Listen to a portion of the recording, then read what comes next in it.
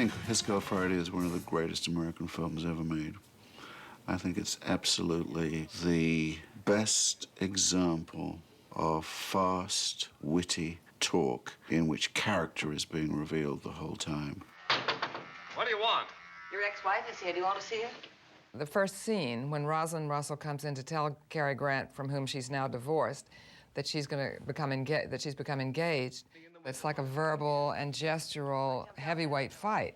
And they're the same weight class. It's just a marvel of movement and sound and rapid-fire dialogue, and she giving as good as she gets. It's just one of the great opening scenes in movies. They're dancing, they're flying. They're having such a ball as actors. Oh, a big fat lummox like you hiring an airplane to write Hildy. Don't be hasty. Remember my dimple, Walter. Well, Hawks, of course, had these sort of tomboy women. He loved women who could hold their own with the guys. And the story is that he was reading the screenplay of The Front Page about the two newspaper men and realized it was a love story, or should be, and so he changed the role of the star reporter to a woman. Hawks wanted Jean Arthur originally for His Girl Friday, and that's one you can't imagine with anybody but Rosalind Russell. She just looks like a newspaper woman. I mean, others have played, I think Jean Arthur did play reporters, but somehow Russell established herself as the ultimate. In fact, she represents professionalism and competence in that movie, and that's what's so great about it. She's not just a pretty face that discovered her talent.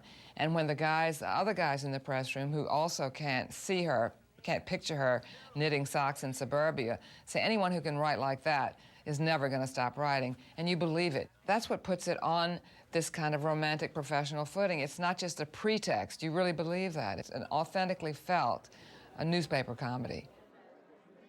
Hawks, even though he's considered a man's director in a way because of the action films, he understood the yearnings of a woman to be in a man's world, to do something more than just be a housewife. And I think that's the underlying feeling and theme of His Girl Friday. You're a newspaper man. That's why I'm quitting. I want to go someplace where I can be a woman. You mean be a traitor? For Howard Hawks, the job is everything. It's what defines you. In fact, he has in many of his films, if somebody says to the other, and particularly if a man says to a woman, "You're good," I mean, that is the great encomium that a man can give a woman. I mean, anybody can say, "I love you," but to say, "You're the best writer we've got," I mean, what woman can resist that? So the same values that apply to the men, which is the value of work, the importance of doing a job well, that fits in very well with Cary Grant because he was a kind of actor, and this was a time in Hollywood when you didn't do a lot of introspection. You got on with it, so professionalism was not only what the films were about, but what acting was about. Listen, if you ever want to come back to the newspaper business... Which I won't. Oh, well, in spite of everything, if I ever do, there's only one man I'd work for. Bet your life I'd kill you if you ever worked for anybody else. Now, you hear that, Bruce? That's my diploma. If you believe that people talking is really the thing they're made for, which I believe, then it's like a paradise almost as a film. And I still claim I was tight the night I proposed to you. If you'd have been a gentleman, you've forgotten all about it, but not you. You're losing your eye. You used to be able to pitch better than that. Hello? In The Awful Truth and His Girl Friday, they're both what Stanley Cavell called the comedy of remarriage. It's really, they have to learn who they are and why they married in the first place and how they've changed, because I think these are really the first films that understand how much we evolve and change during marriage, and are we the same people 3 or 4 years after we married than we were then, and do we still belong together?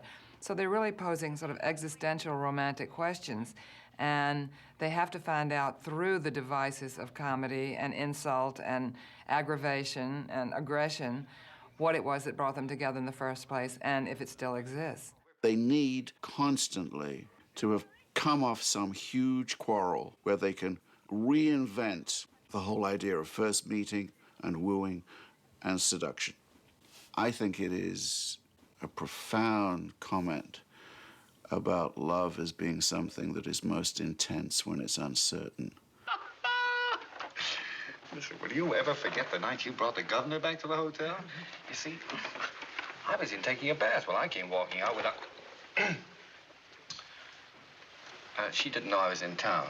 In Hawks's world, settled marriage hardly exists. And I think that the sharpness of love is when it's most threatened. Listen, honey, if I didn't have your best interest at heart, you think I'd waste my time arguing with you? You've done something big, Hildy. You stepped up into a new class. Huh? When you talk about Cary Grant and his leading ladies, it's always mutual. I don't know whether Cary Grant actually loved women more or less than other leading men, but I think what he did was he had fun with them, and that was very unusual. You know, just doing something nutty, saying something nutty, and cracking up. And I think he created a playful dynamic that would have been hard to resist. It has this tremblingly improvised feeling to it, you know, and it's because he's listening. And a lot of actors do not listen to what is being said. They know what's going to be said to them. They've got the script. They know the line. They've rehearsed it. It's no surprise. Grant hears it as if for the first time, and you feel intelligence ticking over, adjustments being made. Duffy, I'm sending Mr. Benzinger over to see you. Benzinger? Oh, yeah, and Mervyn, isn't it? Yeah. No, Roy V. Certainly. Roy V. Benzinger, the poet. Well, of course you wouldn't know. You probably never heard of Shakespeare either. He has his own form of performance and showing off, which is much more engaging and sort of charismatic than the usual pursuit of a dedicated suitor. I think it's why he's been underrated as one of the greats, is this combination of physical wackiness and drop-dead attractiveness. They just don't go together. Yes, you. What do you mean by breaking in here like this?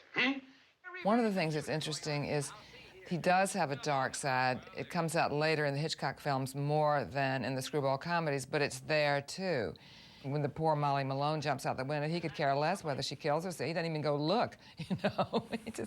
All he cares about is the story. Oh, she isn't killed. She's moving. He's the center of the action. He is the boss. It's a very Hawksian thing in that case. And Grant lent himself to the tone and the atmosphere of different directors very well, better than many, many actors. What else The point is that you never intended to be decent and live like a human being. What's that? All right, if that's the way you want to think. Sebastian I see jumping. what you I'm are trying to now. concentrate. You're just like him and all the rest. Sure, that's what In His Girl Friday, Hawks came up with this overlapping dialogue. When we hear it, we think, well, that's more realistic. This is the way people really talk. But of course, they don't. They never. I mean, it has to be so carefully done so that you can just about hear everything. And the idea is everything is happening so fast, you don't have time to think about how cruel or outrageous it is. Because Cary Grant does some really terrible things in that movie, but he's got such charm and bluster and swagger and timing that you're just in awe. You surrender. I mean, this is what the women do, and this is what we in the audience do. We can't help it. We forgive him everything. And Rosalind Russell, at the end of His Girl Friday, he tells her, go on off and marry the guy. And she says, you want me to leave? And she's devastated because he tells her to go. And then when she finds out by phone that he's been given counterfeit money, she realizes that Cary Grant did that deliberately to keep her there. And she just bursts into tears. It's like she can't stand it anymore. She's been torn in two directions, and he does want her, and she sort of collapses in hysterics. I've had students who really hated that scene because they felt this proud woman laid low, but you have to understand it. I mean, this is what proud women do with Cary Grant. What? Strike? What strike? Where? Albany? Well, I know it's on the way, Duffy, but I can't ask Hildy to... Honeymoon in Albany. Yeah, okay, Duffy. Well, isn't that a coincidence? We're going to Albany. I wonder if Bruce can put us up and say, why don't you carry that in your